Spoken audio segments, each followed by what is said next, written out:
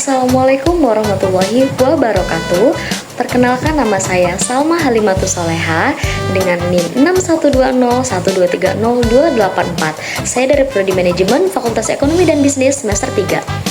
Presentasi ini saya buat untuk memenuhi tugas ujian tengah semester mata kuliah Teori Ekonomi yang diampu oleh Bapak Muhammad Teguh Setiadi, SEMM, CTMP, CMC, CPGAM, CPLM, CIB.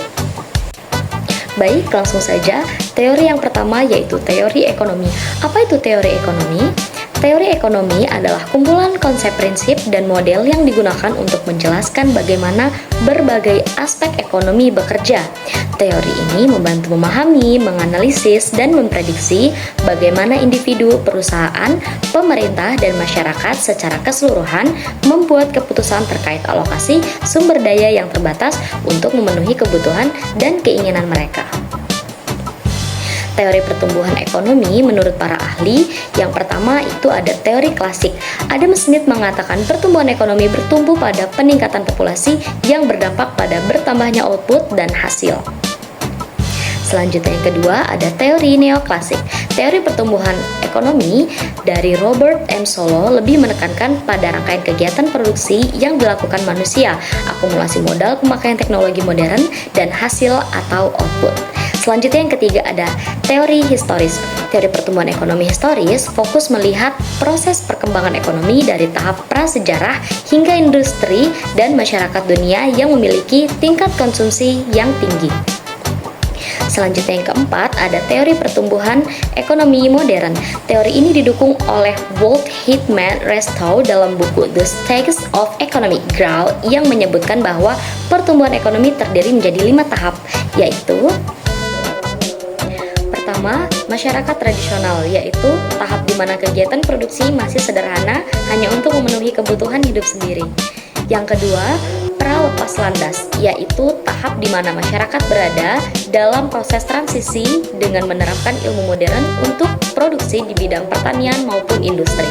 Yang ketiga, lepas landas, yaitu tahap di mana masyarakat memperkuat dan mendorong pertumbuhan ekonomi secara luas dengan melakukan investasi efektif dan tabungan produktif. Yang keempat, ada dorongan menuju kedewasaan, yaitu tahap di mana perekonomian tumbuh secara teratur dan lapangan usaha terus bertambah beriringan dengan penerapan teknologi modern. Yang kelima, konsumsi tinggi, yaitu tahap di mana sektor industri merupakan sektor yang memimpin pendapatan real per kapita terus meningkat sehingga sebagian masyarakat mengalami peningkatan konsumsi yang melampaui kebutuhan bahan dasar. Selanjutnya, ada 2 cakupan dalam ilmu ekonomi teori, yaitu ekonomi mikro dan ekonomi makro. Ekonomi makro adalah bagian dari ilmu ekonomi teori yang mengkaji mekanisme kerja perekonomian secara keseluruhan. Ekonomi mikro yaitu ilmu ekonomi teori penerapan, merupakan ilmu ekonomi yang mengkaji ekonomi teori untuk diterapkan dalam kehidupan nyata. Analisis ekonomi mikro terdiri dari teori harga, teori produsen, dan teori distributor. Dilanjut pembahasan yang kedua yaitu tentang elastisitas permintaan dan penawaran. Elastisitas adalah konsep umum yang digunakan untuk mengkualifikasi tanggapan dalam satu variabel ketika variabel lain berubah. Elastisitas adalah bilangan yang menunjukkan berapa persen satu variabel akan berubah akibat perubahan dari variabel lain sebesar 1%. Elastisitas juga dikenal sebagai sensitivitas. Elastisitas menunjukkan hubungan sebab akibat yang terjadi, di mana perubahan variabel dependen sebagai akibat dari adanya perubahan pada variabel independen. 1. Elastisitas permintaan. Elastisitas permintaan adalah ukuran kuantitatif yang menggambarkan seberapa besar pengaruh perubahan harga terhadap perubahan permintaan suatu produk. Elastisitas permintaan juga dikenal sebagai istilah price elasticity of demand. Elastisitas permintaan penting bagi produsen dan pemasar untuk menentukan harga dan strategi pemasaran yang optimal. Jenis-jenis elastisitas permintaan. Pertama, elastis, yaitu perubahan permintaan lebih besar dari perubahan harga, contohnya barang elektronik dan barang mewah. Yang kedua, inelastis, yaitu perubahan harga kurang berpengaruh terhadap perubahan permintaan, contohnya kebutuhan premier seperti makan dan pakaian. Ketiga, elastis uniter, yaitu perubahan permintaan sebanding dengan perubahan harga. Contohnya, kebutuhan sekunder. Keempat, elastis sempurna, yaitu perubahan permintaan tidak berpengaruh sama sekali terhadap perubahan harga. Contohnya seperti BBM dan sembako. Yang kelima, inelastis sempurna, yaitu perubahan harga sama sekali tidak berpengaruh terhadap jumlah permintaan. Contohnya air dan tanah. Selanjutnya, faktor elastisitas permintaan. Beberapa di antaranya seperti ketersediaan barang substitusi, presentase pendapatan yang digunakan untuk membeli barang, dan sifat barang atau barang kebutuhan atau barang mewah. Lalu, 2. Elastisitas penawaran. Elastisitas penawaran adalah tingkat perubahan penawaran barang dan jasa yang diakibatkan karena adanya perubahan harga barang dan jasa tersebut. Jenis-jenis elastisitas penawaran. 1. Penawaran inelastis sempurna, yaitu penawaran yang tidak akan mengalami kenaikan berapapun harga yang ditawarkan. Yang kedua, ada penawaran inelastis, yaitu perubahan supply relatif lebih kecil dibandingkan harganya. Yang ketiga, ada penawaran uniter elastis, yaitu perubahan kuantitas penawaran sebanding dengan harganya. Yang keempat, ada penawaran elastis, yaitu perubahan penawaran relatif lebih banyak dibandingkan dengan harganya. Yang kelima, ada penawaran elastis sempurna, yaitu nilai elastis penawaran adalah tidak terhingga. Lalu ada faktor elastis penawaran, di antaranya lama produksi, ketersediaan stok, fleksibilitas proses produksi, hambatan masuk pasar, sifat barang, dan mobilitas faktor produksi. Selanjutnya materi yang ketiga, yaitu masalah ekonomi. Masalah ekonomi adalah masalah yang sering terjadi dalam kehidupan sehari-hari, baik masalah dalam jual beli, tawar-menawar, ataupun ekspor-impor. Dalam kehidupan sekarang, terutama di Indonesia, terdapat beberapa masalah ekonomi yang terjadi di antaranya, yaitu pengangguran, kemiskinan, harga, profit, inflasi, hutang, sistem ekonomi, ekonomi politik, kesejahteraan, dan pertumbuhan ekonomi. Lalu ada kelangkaan. Kelangkaan merupakan pengelolaan sumber daya yang terbatas untuk memenuhi kebutuhan dan keinginan yang tidak terbatas. Kelangkaan memaksa kita untuk membuat pilihan. Kita harus memutuskan apa yang paling penting untuk kita penuhi terlebih dahulu dan apa yang harus kita korbankan. Adapun faktor yang menyebabkan kelangkaan, di antaranya yang pertama ada keterbatasan sumber daya alam, yang kedua ada pertumbuhan penduduk, yang ketiga ada keinginan manusia yang tidak terbatas, yang keempat ada perkembangan teknologi, yang kelima ada perbedaan dalam distribusi pendapatan, yang keenam ada bencana alam, yang ketujuh ada konflik dan peran, yang kedelapan ada kebijakan pemerintah. Selanjutnya, masalah pokok ekonomi. 1. Masalah produksi. Masalah produksi berkaitan dengan apa, berapa, bagaimana, dan untuk siapa suatu barang atau jasa diproduksi. Sebagaimana contohnya, apa yang diproduksi, berapa banyak yang diproduksi, bagaimana memproduksi, dan untuk siapa produksi tersebut. Selanjutnya yang kedua, masalah distribusi. Masalah distribusi berkaitan dengan bagaimana cara menyalurkan barang atau jasa dari produsen ke konsumen. Fungsi distribusi yaitu 1. Mempertemukan penawaran dan permintaan, yang kedua ada menentukan harga, yang ketiga ada memastikan ketersediaan barang. Selanjutnya yang ketiga, masalah konsumsi. Masalah konsumsi berkaitan dengan bagaimana konsumen memilih dan menggunakan barang atau jasa. Faktor yang mempengaruhi masalah ekonomi tersebut diantaranya 1. Pendapatan, 2. Harga, 3. Preferensi, 4. Iklan dan promo. Adapun masalah yang sering muncul dalam masalah ekonomi yaitu konsumsi yang berlebih dan konsumsi yang tidak merata. Selanjutnya, masalah ekonomi modern. Masalah ekonomi modern adalah serangkaian tantangan kompleks yang dihadapi oleh negara-negara di seluruh dunia pada era globalisasi. Masalah ekonomi modern yang paling menonjol, ketimpangan pendapatan, pengangguran, perubahan iklim, dan kelangkaan sumber daya, globalisasi dan persaingan, utang negara, digitalis dan otomatisasi, serta ketidakpastian ekonomi. Faktor penyebab masalah ekonomi modern yaitu adanya globalisasi, perubahan teknologi, dan governance. Materi yang keempat, selanjutnya teori permintaan dan penawaran. Dasar pemahaman ekonomi, teori permintaan dan penawaran adalah salah satu konsep paling fundamental dalam ilmu ekonomi. Teori ini menjelaskan bagaimana harga barang dan jasa terbentuk di pasar melalui interaksi antara pembeli atau konsumen dan penjual atau produsen. 1. Permintaan.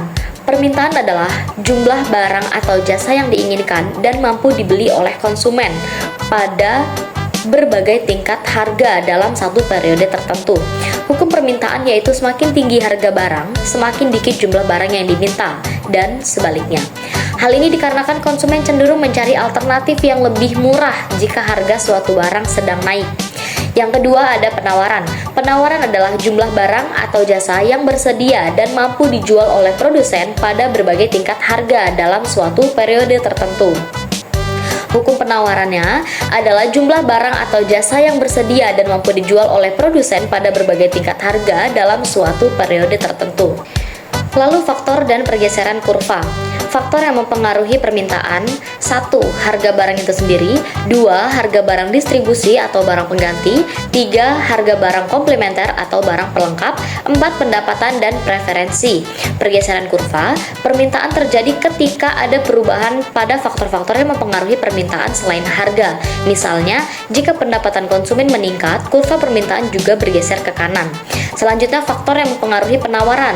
1. Harga barang itu sendiri. 2. Harga faktor produksi atau tenaga kerja, bahan baku dan modal. 3. Teknologi produksi. 4. Jumlah produsen. Kurva penawarannya terjadi ketika ada perubahan pada faktor-faktor yang mempengaruhi penawaran selain harga. Misalnya, jika terjadi kemajuan teknologi dengan menurunkan biaya produksi, kurva penawaran akan bergeser ke kanan. Selanjutnya, keseimbangan pasar. Keseimbangan pasar adalah konsep penting dalam ilmu ekonomi yang menjelaskan bagaimana harga terbentuk dan kuantitas barang yang diperdagangkan ditentukan. Ketidakseimbangan antara permintaan dan penawaran dapat menyebabkan perubahan harga dan alokasi sumber daya dalam pasar. Faktor yang mempengaruhi keseimbangan pasar diantaranya: 1. Perubahan permintaan selera konsumen, pendapatan harga barang substitusi atau komplementer, dan faktor-faktor lainnya dapat menggeser kurva permintaan. 2. Perubahan penawaran, teknologi produksi, biaya produksi, jumlah produsen, dan faktor-faktor lainnya dapat menggeser kurva penawaran. 3. Intervensi pemerintah seperti pajak, subsidi, atau pengaturan harga dapat mengganggu keseimbangan pasar. Materi yang terakhir yaitu teori produksi. Pengertian teori produksi adalah prinsip ilmiah yang menjelaskan hubungan antara faktor-faktor produksi dengan tujuan produksi yang diinginkan. Teori ini bertujuan untuk membantu proses produksi berjalan sesuai harapan dengan memaksimalkan faktor-faktor produksi yang dimiliki produsen.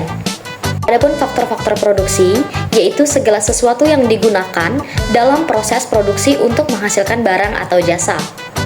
1. Sumber daya alam atau natural resource. Segala sesuatu yang berasal dari alam dan digunakan dalam proses produksi. Contohnya tanah, air, mineral, hutan, minyak bumi, dan gas alam.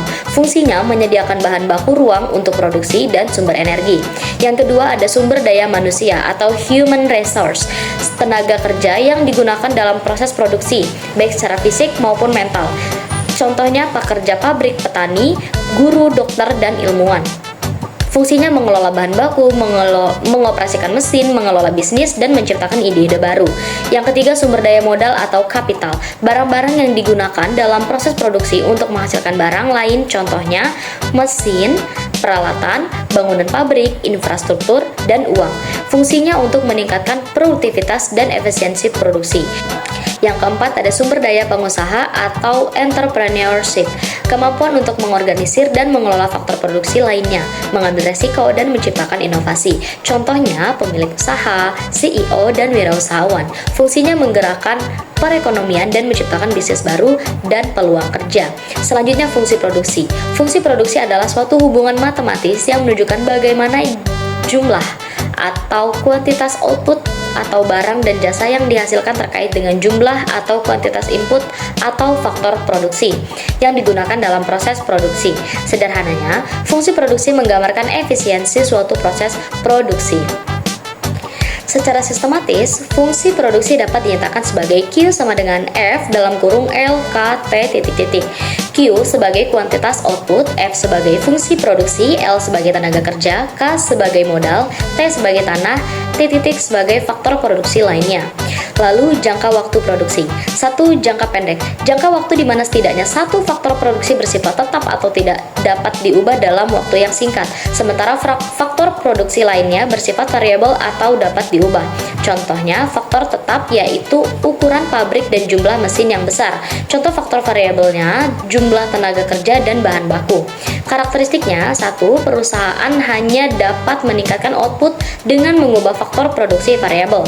2. Hukum hasil yang menurun berlaku pada titik tertentu. Penambahan faktor produksi variabel akan menghasilkan tambahan output yang semakin kecil. 2. Jangka panjang. Jangka waktu di mana semua faktor produksi bersifat variabel, artinya perusahaan dapat mengubah semua inputnya. Karakteristiknya, 1. Perusahaan memiliki fleksibilitas yang lebih besar untuk mengubah skala produksi. 2. Konsep penting, skala produksi atau konstan, meningkatkan dan menurunkan isoquant atau kurva yang menunjukkan kombinasi input dan menghasilkan output yang sama. Yang selanjutnya, kesimpulan. Teori ekonomi merupakan kerangka berpikir yang digunakan untuk menganalisis bagaimana individu, perusahaan, dan pemerintah membuat keputusan terkait produksi, konsumsi, dan distribusi barang dan jasa.